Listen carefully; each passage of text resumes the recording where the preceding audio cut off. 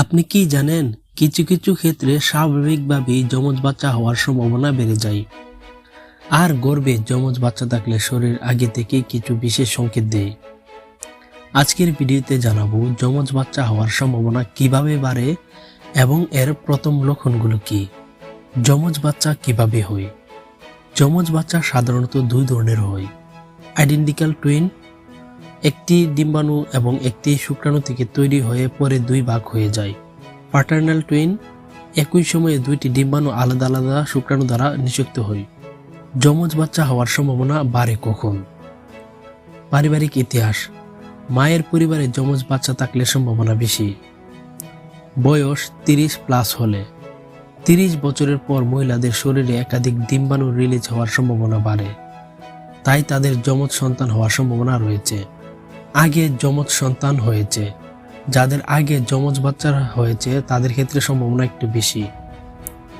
উচ্চতা ও ওজন একটু বেশি হলে, গবেষণায় দেখা গেছে তুলনামূলক লম্বা ও স্বাস্থ্যবান নারীদের মধ্যে বেশি দেখা যায় যমজ সন্তান হতে।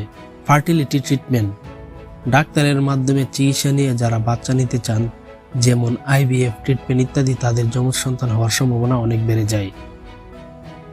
গর্ভে যমজ বাচ্চা থাকার লক্ষণ: অতিরিক্ত বমি ও বমিভাব, হরমোন বেশি হওয়ায় বেশি অসুস্থ লাগা, পেট দ্রুত বড় হওয়া, সাধারণের তুলনায় দ্রুত পেটের সাইজ বড় হতে থাকে।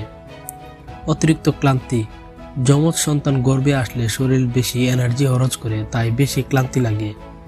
ডাক্তারের চেকআপে 2টি হার্টবিট পাওয়া যেতে পারে। ওজন দ্রুত বৃদ্ধি পাওয়া, বেশি নড়াচড়া অনুভব হওয়া। নিশ্চিত হওয়ার উপায়: শুধুমাত্র এই লক্ষণ দেখে নিশ্চিত হওয়া যায় না, আল্ট্রাসাউন্ড করলেই নিশ্চিতভাবে জানা যায় গর্ভে যমজ সন্তান আছে কিনা। গুরুত্বপূর্ণ সতর্কতা: অনেকে বিভিন্ন ঘরোয়া পদ্ধতি বা খাবার খেয়ে যমজ বাচ্চা নিতে চান, কিন্তু এসবের বৈজ্ঞানিক প্রমাণ নেই, তাই নিজের ও বাচ্চার নিরাপত্তার জন্য সবসময় ডাক্তারের পরামর্শ নিন। ভিডিওটি যদি ভালো লাগে তাহলে লাইক দিন, শেয়ার করুন এবং সাবস্ক্রাইব করতে ভুলবেন না। এমন আরও স্বাস্থ্য বিষয়ক তথ্য পেতে আমাদের সাথেই থাকুন।